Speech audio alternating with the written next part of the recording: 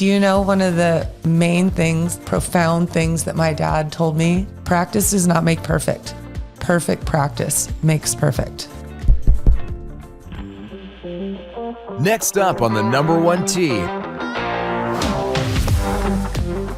Well, hello and welcome back to your virtual tea time. My name is Tori and we are back in the studio today. I feel like I've been doing so many Zoom podcasts, so I just feel so good to be back here with a mic and some headphones. And we got Donna Taylor back. Hi, Donna. Hi, Tori.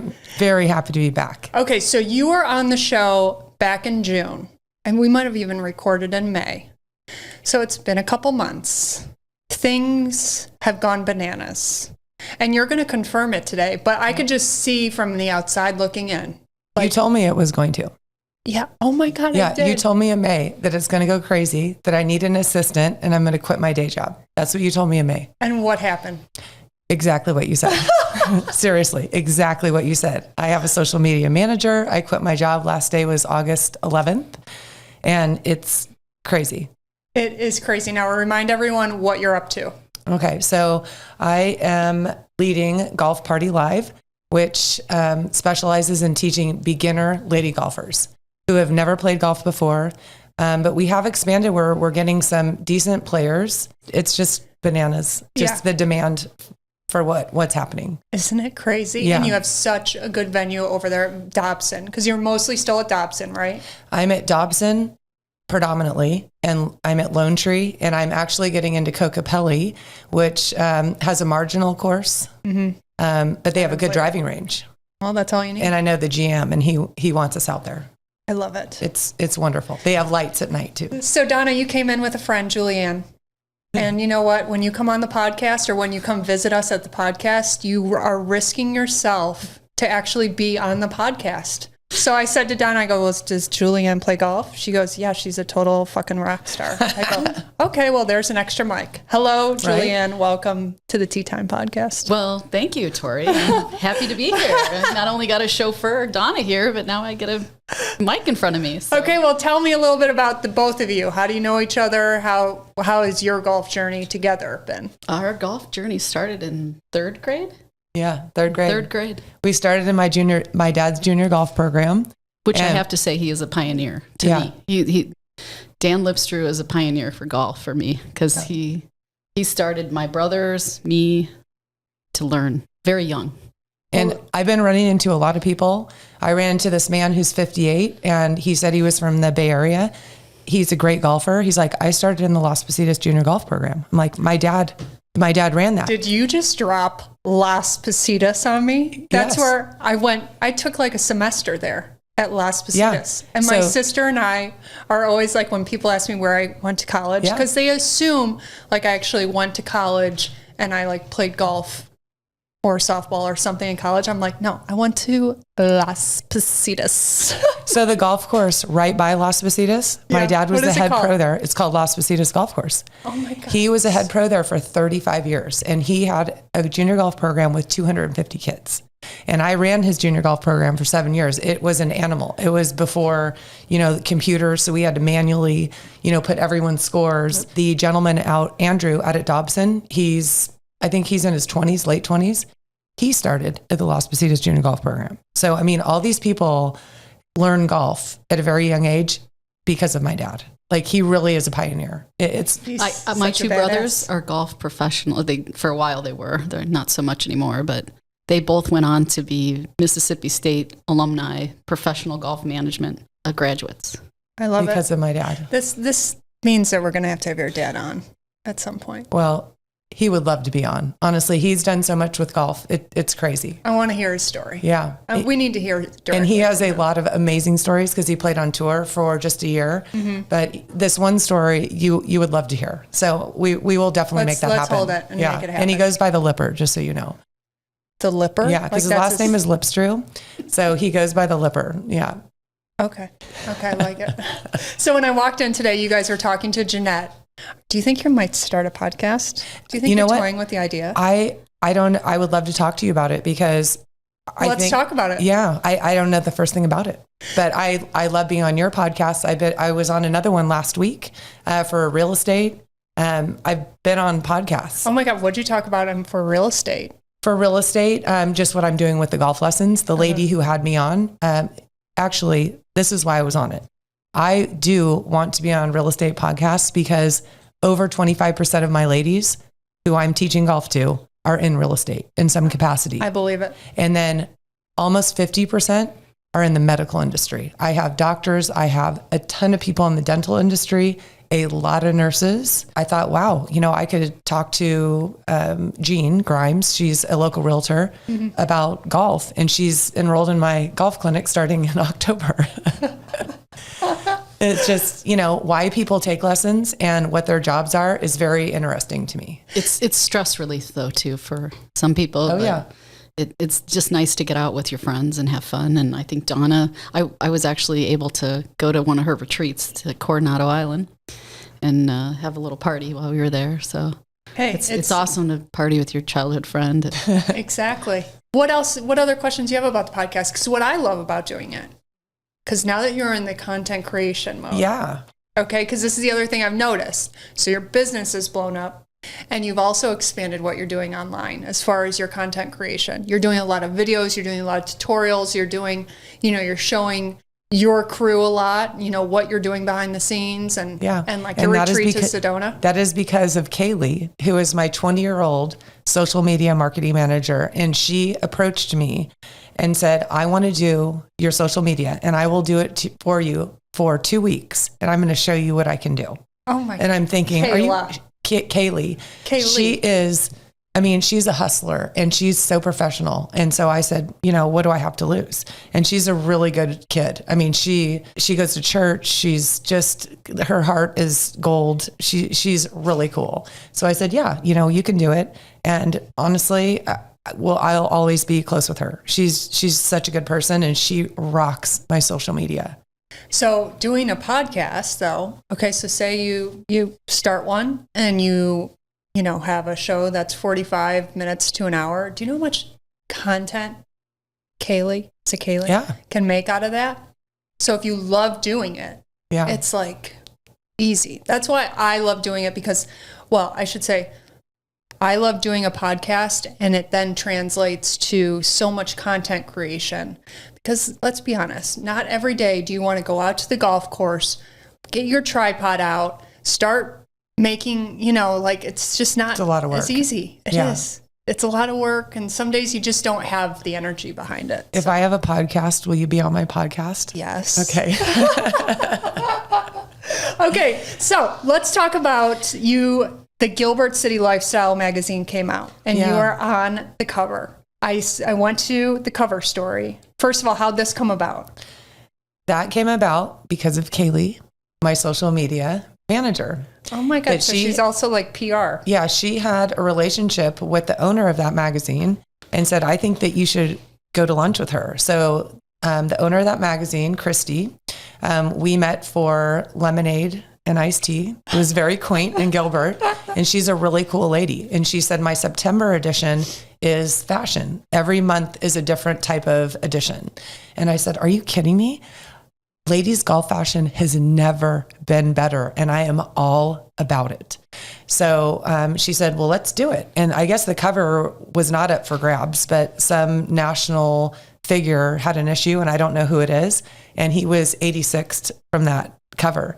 And I knew it going out. So I'm like, I am going to score that cover. I want that cover bad. So the cover was reserved for someone else. And at the last minute, it got swiped. So they needed to use what they had. Yes. Oh and that's why everything good is happening. Honestly, it's like when you're on your right path and you know this because your business is awesome, that things just fall in your lap and it's like swimming downstream. Yeah. You go into flow. Yep. And that's what's happening just down to the cover because I've been a yoga teacher in the community for 10 years. And if someone looks at that cover and maybe someone recognizes me, they're going to be more apt to read it. It just was incredible to be on that cover.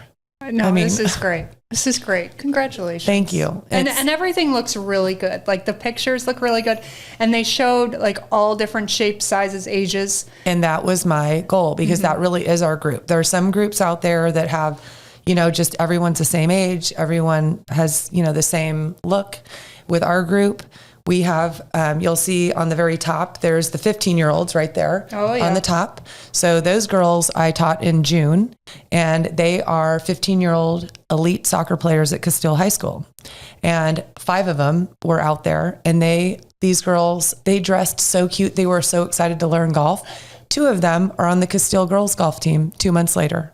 Oh my God, love that. Yeah, I have goosebumps talking about it. I mean, it's a big deal. It is a very big deal, and they're so excited to be on there. And they were featured, and their parents, their moms are just great ladies. They want to take golf lessons. And I said, you should. If your girls are going to be playing golf, what a nice bonding moment. Teenagers, I don't think these teenagers are going to be difficult, but you've gone through teenagers, right? Oh yeah, I am deep in teenager mode. Right. So you get it. Yeah. And if you could play golf with your teenager, you have a son, correct? I have 2 boys and a girl. Yep. So if you had the opportunity to just go out and, they might be intimidated because you're a good player, but let's say you are the same level as them and you just go out and laugh and have fun, that could be a really nice thing for moms with their teenagers and to get them off the phones. Okay, let's talk a little more about these pictures though. So it's predominantly Bad Birdie. Everyone's wearing. Yeah, it is. Did you talk to Bad Birdie ahead of time? No. So did you encourage all the models to wear Bad Birdie? My players they get introduced to things that I really love. Yeah. Okay. And because naturally. I'm teaching them naturally. Mm-hmm. So, I really love the bubble skirts. I'm really into the Bad Birdie, and we had talked about that. And then since then, I have been across the street to Alley by Alexandra. Uh-huh. Shop Alex is their website. And I was introduced to a lot of different brands. You go in there and they have everything. And I'm really all about that because, if I like, wild prints and, Julianne likes solids, like there's really nothing for her if I'm only like kind of saying, hey, here's some discount codes. Exactly. I just want people to, be able to choose what they like. So when I went over there, I saw Taylor Jordan. And I had lunch with Tara, the owner there. Mm-hmm. Really cool lady. She's the best. She is so cool. So I was introduced to that brand, Lily Pulitzer, just how cool. And, I'm wearing that skirt today, just really nice and soft. And so for that photo shoot, I really only wore Bad Birdie. And I told people, hey, wear whatever you want to wear. But I did bring a lot of extra clothes because I'm very big on, supplying clubs, supplying whatever, where people don't feel like they're not prepared. It's predominantly Bad Birdie, but I'm wearing the bubble skirts. They wouldn't talk to me, and now they definitely are, which is nice. That Alex? Yeah. Across the street? Yeah. That's my sister, right? I do, yeah. I love that store. I love that concept. It's really nice. And not just because I'm a golfer, and obviously I love golf clothes, but because it has also introduced me to so many different brands, styles. I would still be wearing like a Lululemon Pace Rival skirt, Taylor Jordan tank. Like that's all I wore for years. So it's nice to branch out. It is. It's nice to have different looks. I say to many people, I would love to be a fly on the wall in Bad Birdie and see how that new line went. I would love to as well. I have to say that certain body types, it looks amazing. I'm getting microneedled by Michelle Campbell today at Zona Beauty House. I'm leaving here at 3. I have a 3:00 appointment. She was just on my golf retreat and she wore one of the Bad Birdie, the crop tops in the kind of the blackish color with the matching skirt. Mm-hmm. She looked unbelievable in that outfit. The picture, the cover picture, the middle, that's my friend Lori. That does look really good. That's my outfit. Mm-hmm. That looks horrible on me. It looks really good on Lori, and I gave that to her. Lori. So I think it just has to be your look. I prefer more of, their heritage and what they came from. I do have their dress, which I'm kind of long-waisted, so I'm not really into golf dresses as much. Golf dresses are tough. They really are. Although I do like the Taylor Jordan golf dress. Yeah, that's a different. Yeah, I had a Barbie mixer, and Tara gave me this pink golf dress. Super cute. So, great. Yeah, I'm open to things. But yeah, I would like to be a fly on the wall as well. Okay, one other question that I wanted to get to before we got to the bulk of our episode today, which is, I was thinking about it. You recently made the transition from amateur golfer to professional. Yeah. Now you teach golf. Yeah. Teach swing technique. You're taking money for lessons. Right. Yeah. That was no longer an amateur. You're no longer an amateur because of it. Don't you miss it? How do you not miss going out and competing? I really didn't do much competing. I did play in team play, and I feel like I really didn't want to play in team play when I was at Alta Mesa, and I was sitting in the bar, and Kelly, who runs the other team play, so Lynn Zimkowski runs the more advanced team play, and then Kelly runs the other. So I kept running into Kelly, and she's like, "You need to play in our team play," and I'm like, I just want to have fun with golf. I don't really want to do that. And then Lynn said, "We really need you. You can be my partner." So I'm like, I'll try one. My very first team play was with you and Aaron. And I was like, you know what? I like it because it's not all on me. I don't want to practice. I just want to go out and have fun. So it's really for you to be a professional golfer. You would have to give up some things. For me, I'm not giving up anything. You don't feel like you gave up anything? Not anything. No. And I've had snide little remarks from people on social media, like, you're a golf professional. Like, I'm trying to like pull one over on someone. Like, I'm going to go out and compete in amateur events. I never did that before. Just for the record, anyone listening, I never did that before. I don't want to do it. And I don't feel like I'm giving up anything. I'm living my best life. I am introducing golf. I've introduced golf in 1 year to 700 ladies. It's amazing. Who love it. And what lights me up is not playing competitive golf. What lights me up is on the weekend, I get pictures of all these ladies playing golf with their friends, and they're smiling and having fun. It brings tears to my eyes. Like that's what lights me up. And that I get to do my passion instead of being in corporate America. I get to be teaching golf, which I'm very well equipped to do because of the Lipper.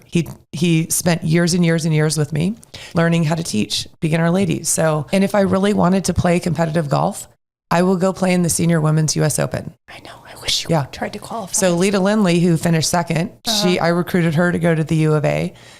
We played junior golf together all throughout. I'm 1 year older than her. I'd stay at her. She's from Carlsbad. I stayed at her house. Last year, Jill McGill won that. She was from Colorado. We tried to get her to go to the U of A. She went on a recruit trip and she ended up going to USC instead. So all those girls are going that route. So I would, if I really wanted to compete, I would try and play in a professional event. And if I practiced, maybe I could do that. You could. Yeah.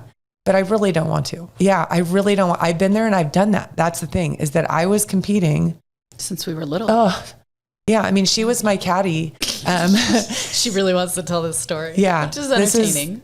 When I was 15, I played in the USGA girls. I played 15, 16, and 17, like those ages.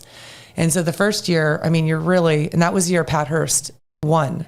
And so the big thing when you're a young kid is that you just want to make that match play. So you play, I believe, and I can't even remember, 2 rounds, and the top 64 make match play. And so I believe I was 64, the 64 spot. But honestly, it was a big deal to make it. So guess what? I had to play the number 1. So she's my caddy, and someone's hitting, and I say, okay, holding up 7 fingers, 5, and then a thumb and a finger on the left. I need a 7-iron, but I'm not verbally saying it. So she hands me a club. I hit an amazing shot going right for the pin. Seriously thought it was like going to be tight.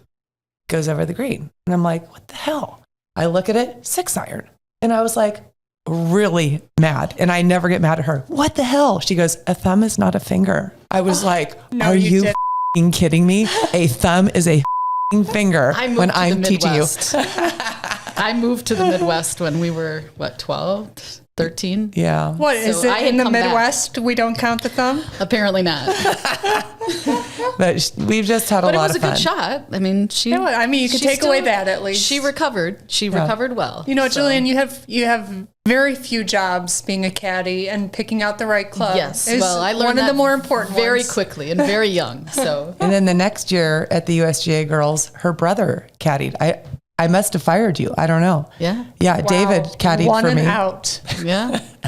But she's like a sister to me. But yeah, we've been playing since we were little. So yeah, it's been more about the fun than the competitiveness. So that's why I like the fact that she does these lessons for women that actually encourage them to get out and do things together instead of against each other. So when we are able to, and have other people around us to play, it makes it so much more fun too. Well, that's a perfect segue to what we're going to talk about today, because my thought is that a lot of your girls might listen to this podcast. They do. And they've told me. So they think you're funny. They listen to you and they love your podcast. So they're going to listen to this because they want to hear you. So what we're going to go through a list of 9 things today. Okay. So we're going to give kind of an impression to them because I think that these are things that they might not know yet. I think the more experienced golfer will already know it, but also might need a reminder. So, and I also want to give a female perspective on it. Okay. I love it. So one of my favorite content creators, John Sherman, he's the author of the 4 foundations of golf, whatever it is. It's foundations. Foundations of golf. He's an amazing content creator. He tweeted the other day, 9 brutal truths about golf that you need to hear. I love it. And I just wanted to go through them and kind of give our take. So, Julianne, it's perfect that you're here. Yes, okay? I can't wait. All right. So, the first thing he says, the harder you squeeze, the harder golf pushes back. Oof, that's so good.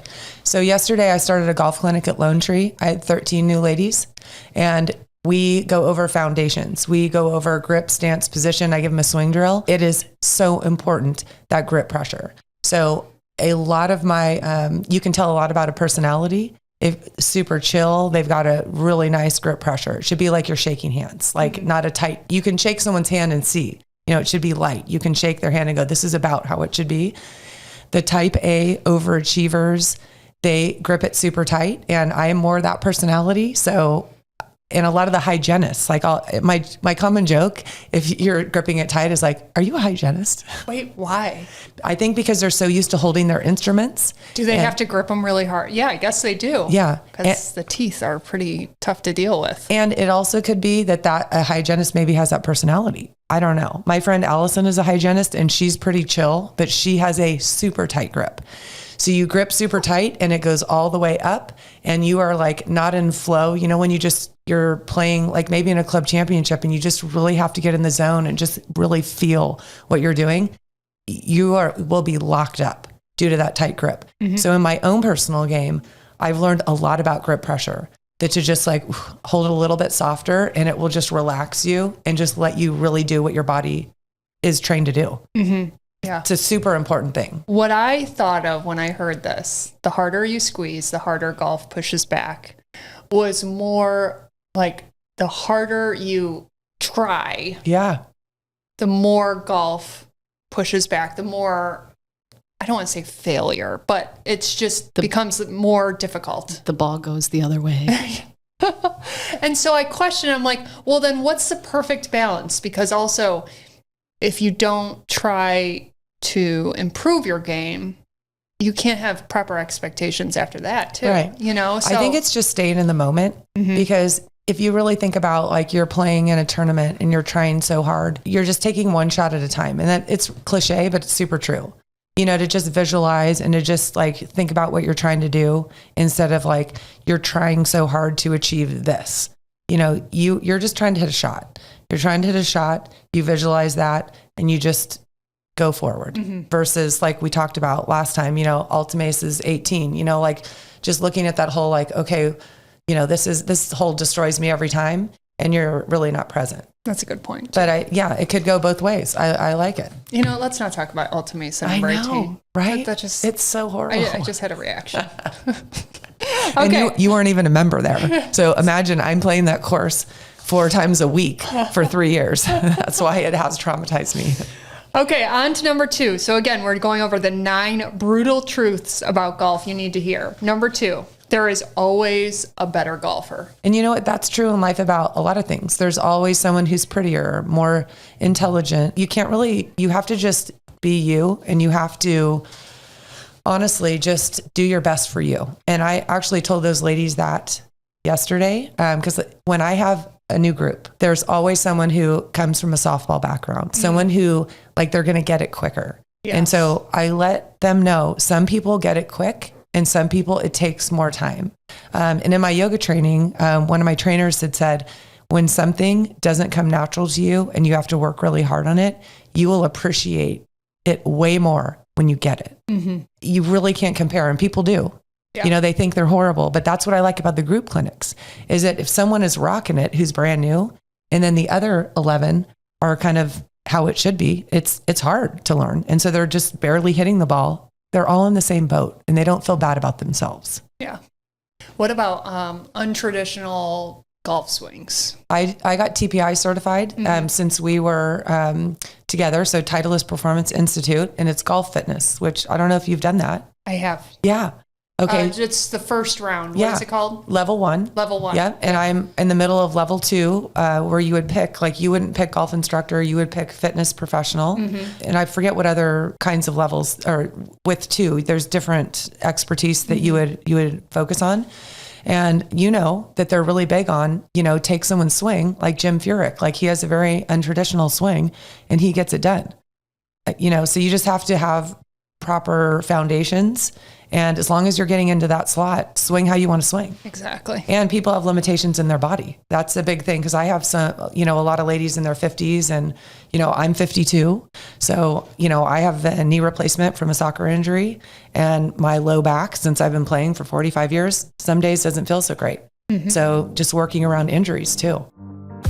Do you have a friend or close relative that has always wanted to learn how to golf and get out on the golf course with you, but just hasn't pulled the trigger yet? I have the perfect online program that will give her the golf quick start she wants in order to motivate her to get out onto the course. This program is called Before Golf. I have partnered with teaching professional Justin Klimbala to put together a digital guide to help new players get started with the sport that we love. We have all been a beginner at some point, and it can be intimidating and overwhelming. This online course has over 45 quick and simple instructional videos that will help clear up the confusion and increase their confidence in getting started. And here's the best part, it's totally free. For more details, head over to beforegolf.com to register or send this link directly to your friend so that she can join you this summer out on the golf course. Again, that's beforegolf.com, BFORE golf.com. Okay, number 3. Golf can jump up out of nowhere and bite you hard. The joy of golf being a roller coaster journey. Yeah. That is what it is. And this is what I really wanted your clients to hear right off the bat. Because sometimes when you just start playing golf, it is all linear. Like you do just get better, get better, get better, get better. But there's going to come a day where you feel a huge regression. Yeah. And then it takes a while to get out of it. And then you get better, you get better, get better. And then you regress again. That's like a normal round for me. It's like holes 1 through 3. I get that. I'm doing great. And then I have a bad hole and I'm like, what happened here? Like I was doing so well. And like she said, you just kind of, you got to go at your level and you got to stay with it so that you don't take that to the next hole. Yeah. And that's where it comes back around sometimes. It's so hard. Do you ever look on your USGA app when you post your scores and notice those trends? So a year ago today, I was probably a +1 and I am a soft capped 2.5 right now. Yeah. Like USGA has now capped my handicap because it has been going up so quickly. Like I'm just in a rut. Yeah. It happens. It does. And it happens with everyone. So what I think as an instructor is that I tell the story like, hey, I know exactly how it is. Like I went to Scotland in July and that was a real mind game for me. Just playing those and I know you've been playing those links courses. And I just really felt like I can't do this. Like I can't even hit a green. And I hit a lot of greens. That's a strength to my game. It's just going to keep rolling. And I don't know what to hit. I'm just fish out of water here. And so I came back even though now I'm back in my comfort zone I think it's a confidence thing.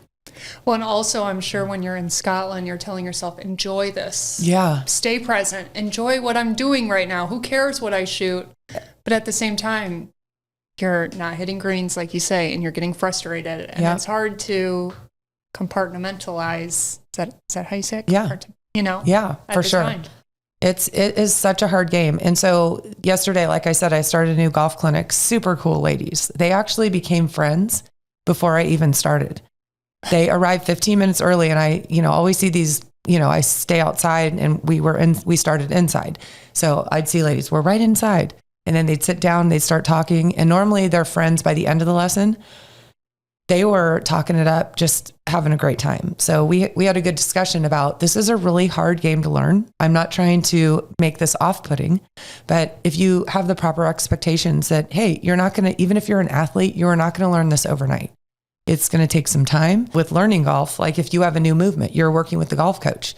And my dad would always say this, you are going to get worse before you get better. So you have to trust your instructor that what she or he is telling me, this is going to make me better, and I'm going to stick with it for a day, a week, and I might be hitting it worse, but then you're going to be on the rise and you're going to get it. I think what also really helps, I don't know if you have on your phone, I have notes that when I was really struggling, I wrote almost like journaling. Like, this is what was happening in my head. This is what was happening with my ball. And this is how I got out of it. And so I will reread that, and I can feel the emotion in it. Just like how upset and confused I was, like, why is this happening? And so I think that's a really big thing. And I really tell my students to do that. Like, write down what's working for you. When you hit a bad shot, instead of being pissed off about it, that is your teacher. Are you going right? Are you going left? And if we're working on finishing your swing and your ball keeps going right, well, you're not finishing your swing. Your teacher, your ball, is telling you you didn't do it. So instead of being mad that it went right, okay, I got to really focus on this one thing. I didn't do it that time. So and you do. When you're in the moment, you sometimes forget those 1, 2, 3 things that really help you get out of that miss that you consistently have. Yep. Today I got fitted for clubs, and I was pulling the ball really bad. It was just, these draws were, these hooks were just enormous. And someone filmed my swing during it, but I didn't get the video till after the fact. Like, I was driving home and he sent it to me. And I'm like, oh my God, my whole body is moving. Like, it's like my whole body's shifting. Yeah. And it's like, you would think that I would remember, because it's my common miss is a big hook, that I would just remember, stay still, stay in that barrel. Ay, ay, ay. I have a good drill for you. To stay still. I just saw it. It's not anything that anyone taught me. I saw it on social media, and it's brilliant for my beginners. You're not a beginner, but honestly, all these drills are... It's for every level. It's for every level. Yeah. Yeah. I love it. Share it with me. All right. Number 4, putting in work does not guarantee results. Oy. Well, that hits home. Right? Do you know one of the main things, profound things that my dad told me? Practice does not make perfect. Perfect practice makes perfect. How would you define perfect practice? Being so in the zone, and maybe you practice your chipping for 10 minutes and you are absolutely present. You are just really dialed in instead of like you're hitting a million balls and you aren't thinking about anything. So perfect practice, just being super present and making it quality versus quantity. Yeah. I think that's how I would respond to that. Julianne, do you like to practice? I play in a golf league once a week, and that's my practice. But I think that because I learned from the Lipper, and her and I played sports too, that we really are present when I'm playing. So, if I'm chipping, I'm chipping on. If I'm driving, I'm driving on. Unlike Donna, I seem to hit less greens than I want to. And if I say I gotta, like this is my goal for the day, then I find that I'm present and I get the job done. Yeah. So Julianne needs to work on her grip. And if she worked on her grip, her scores would go down 10 strokes around. Wow. But it's hard to change your grip. It's very hard. Yeah. All changes. Yeah. All swing changes are hard. But yes, grip is very uncomfortable. Really tough. So with practice, I've definitely gotten to the realization too that 15 good minutes is better than 60 unintentional minutes. Right. And some days you will get in that zone and you will be able to focus and give every shot the proper intention it needs for an hour and a half. And you cherish those days. Right. But when I go out there, usually my goal is at least a half an hour. But if it does not feel good at all and I'm just getting more frustrated, or like I'm somewhere else, like maybe I'm just grinding over something at work or whatever, it's like, time to go. Right. This is a waste. Well, and it's not doing anything. I did see on your podcast, there you had someone on that was talking about trying to, if you have an hour, to take 20, 20, 20. So on the different areas. And I really try and do that. And I think that that's very helpful as well, instead of you're only hitting balls. Yeah. You know, so if you did even 10 minutes hitting balls, 10 minutes putting, 10 minutes chipping, that is a really great practice session where you're not feeling like you're grinding it out because 10 minutes goes by super fast. Exactly. Okay. Number 6. And again, these are brutal truths about golf you need to hear. Number 6, you can make great decisions and have poor results. I wonder if that's meaning like club selections or well, actually, this getting bad breaks. And this topic I did want to bring up too. I heard the other day, I was doing my breaking bogeys live training. We do it every Wednesday night. Yeah. And Justin goes, I dare you guys to, in a ladies league day, have a game that takes out all the pins. So there's not a pin flag on any hole. Wow. He goes, I guarantee you'll shoot better because you'll just be aiming for the middle of the green every time. Yeah. So, sorry. What do you think? So read that again to me. That so you can make great decisions and have poor results. So the reason why I brought up the pin flag thing is because I don't know. I don't fucking know. Technically, for me, it's like if I see that pin and I know it's at the front of the green and I'm aiming at that pin, I have to say to myself, okay, I'm going to hit it short if I don't make a good decision. I'm going to hit it long if I make a bad decision. And where am I going to, and that's, I think, what I'm taking from it is that I can make a good decision and be like, okay, I know this club, I'm going to hit it here. This is where I'm going. And it doesn't. And then you chunk the ball. I'll get it. Like the green will be one of those where it hits it and it runs. Yeah. I think that's that's a good point. Yeah. Bad breaks, like at Seville, we have a lot of sloped down greens. So it's, just kind of volcano-ish. So you really, if you hit... That sounds like no fun.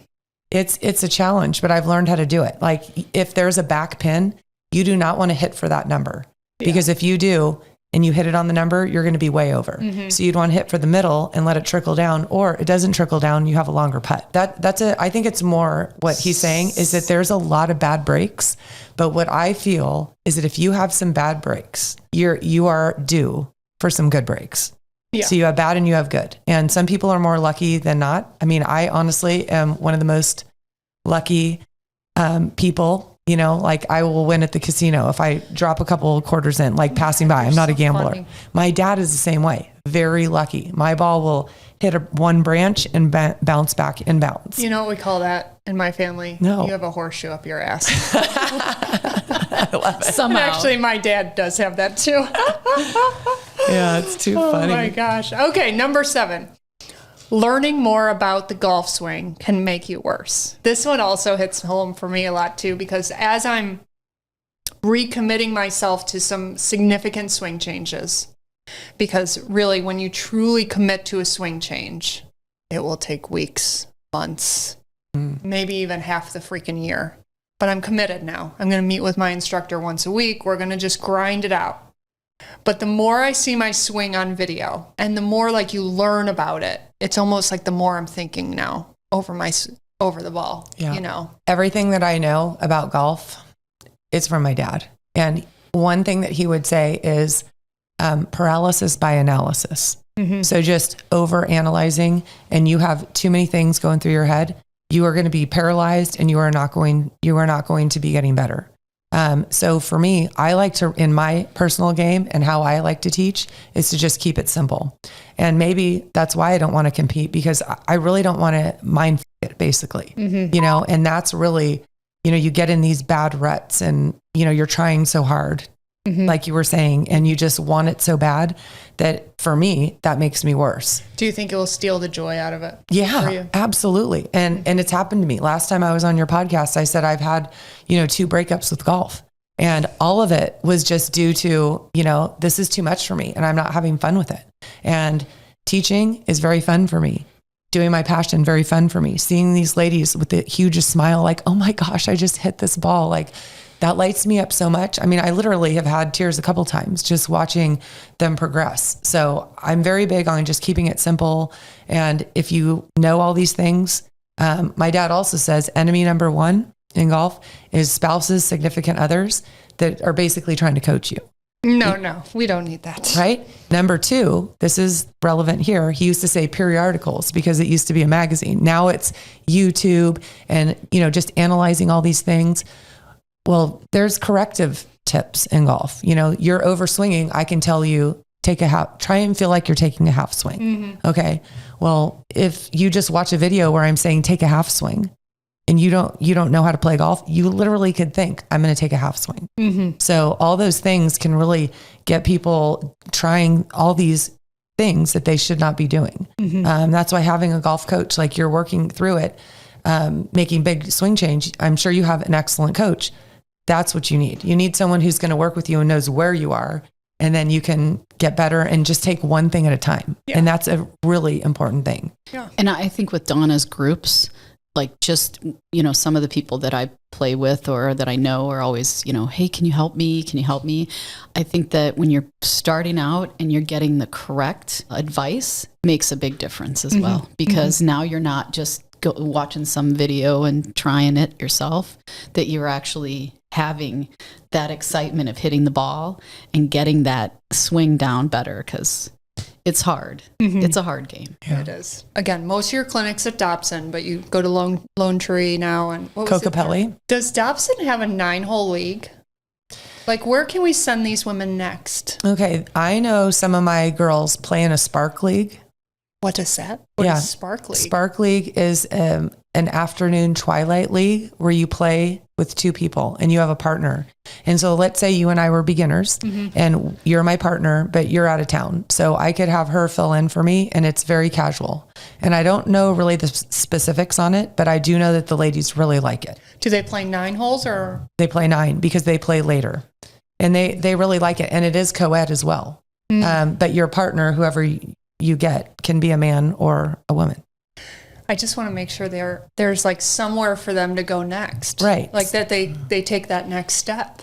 So in the group that I run, I do currently 1 play date a month, which is not enough.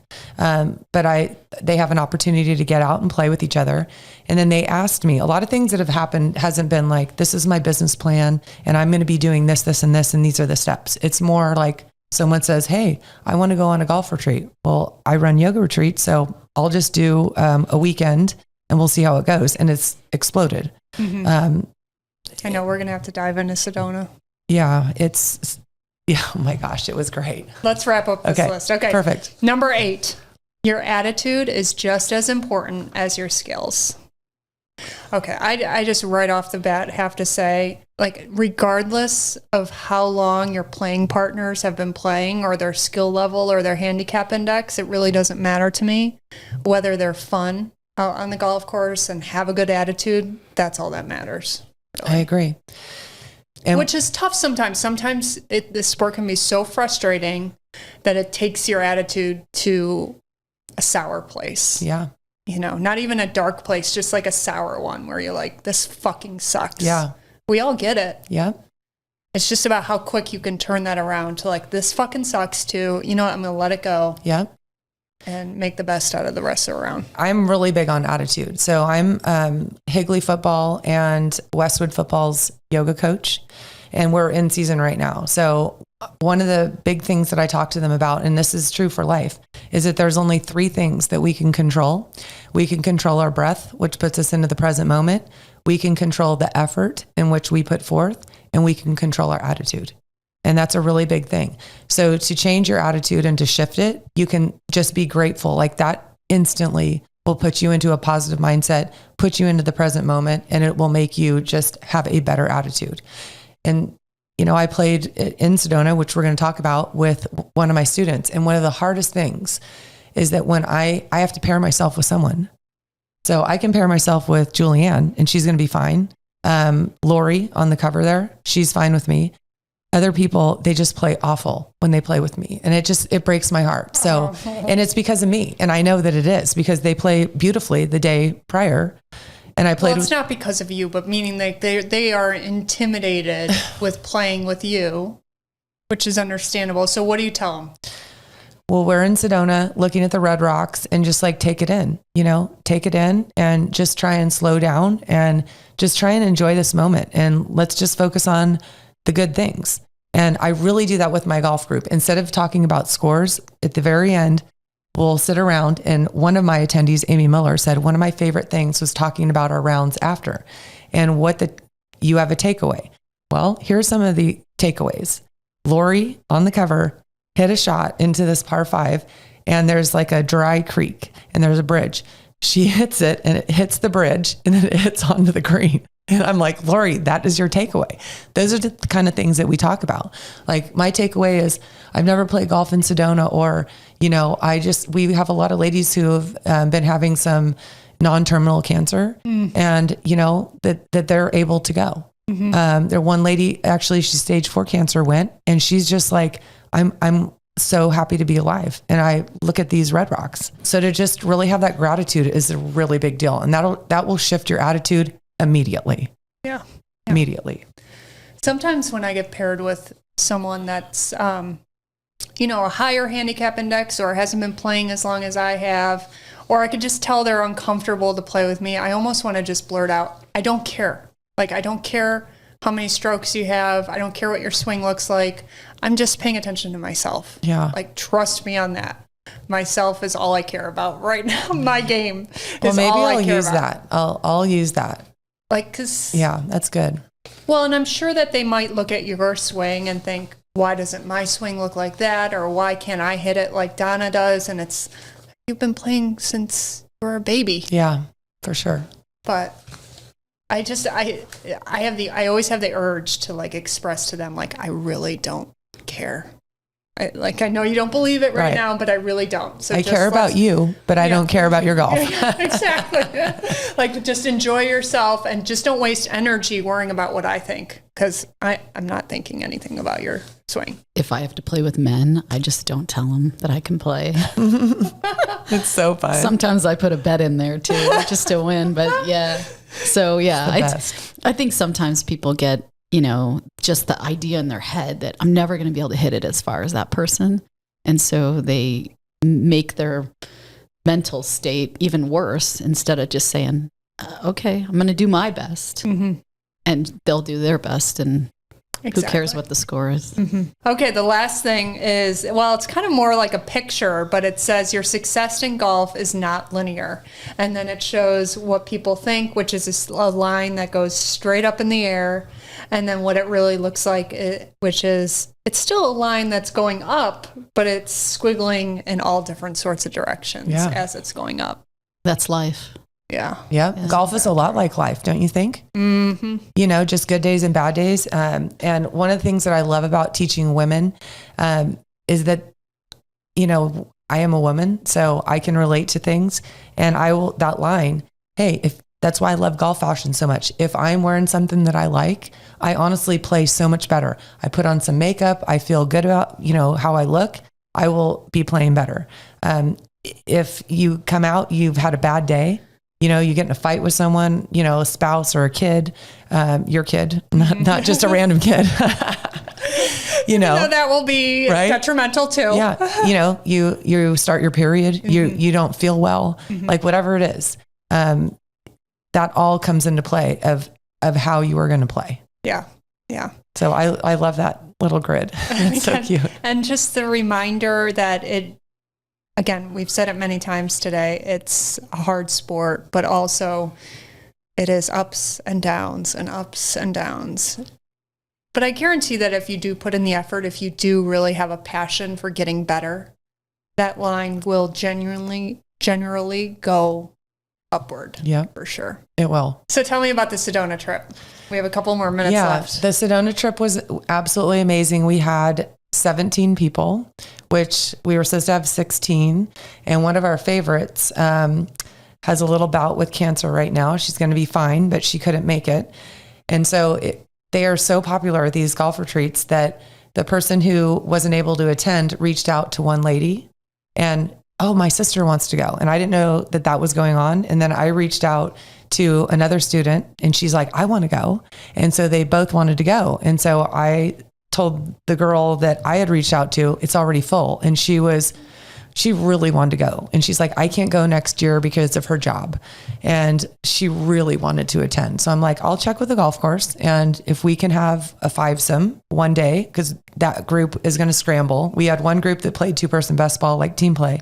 And then the other half scrambled. So we had some better players and we had some that just wanted to have fun. Yep. We had some good players in the scramble group, but they just wanted to have a good time. Yep. And it's just really in demand. We had a private chef, Caitlin. She's absolutely incredible. Beautiful house with a hot tub that, 20 people can get in. We did some golfers yoga that I've been kind of getting more into. Oh my God. Can I make my prediction that if you go all in on that too? I know. I need to figure that one out. Well, you might need someone else other than Kayla. Wait, is that her name? Kaylee. Shit. Yeah. I keep wanting to call her Kayla. Yeah. That's so funny. I know. She won't care. We're giving her a shout out. Yeah, that will go crazy. Well, she does videos and, just getting things like teaching things. Mm-hmm. And I know there's a lot of golf fitness people that are doing golf stretch. Mm-hmm. But the thing is, I'm a master level yoga teacher and I'm very passionate about yoga, and just knowing the golf swing and going through the TPI and really what they need. It was crazy going through that because they're saying you need to do this. And it was more like as a trainer, what you would do. Mm-hmm. And I'm seeing this going, oh my gosh, I can do this yoga pose. They were calling sunbird, bird dog, and they're calling, cat cows something. I forget what they were calling cat cows. And it's just, it's yoga. And so it's definitely something I'm going to be doing. Kokopelli asked for a monthly class.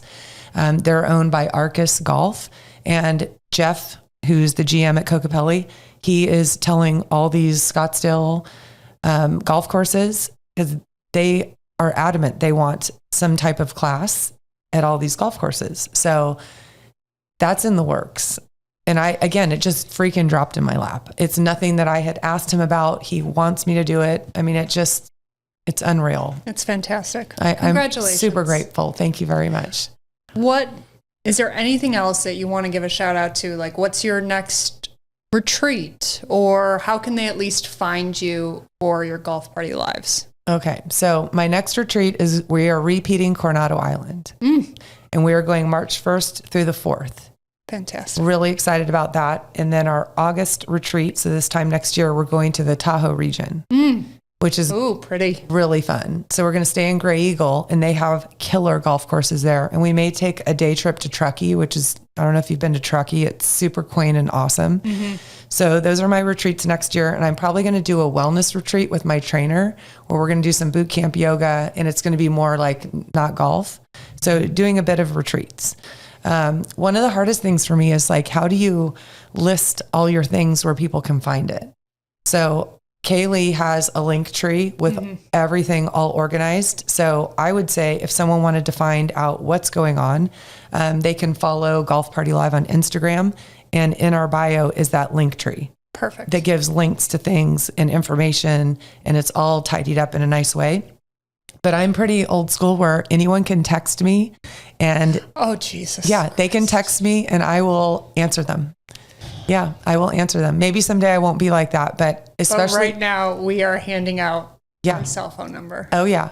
And I text people back. They ask me, once you're my student, you're my student. You want to send me a video of something you're struggling with? I got you.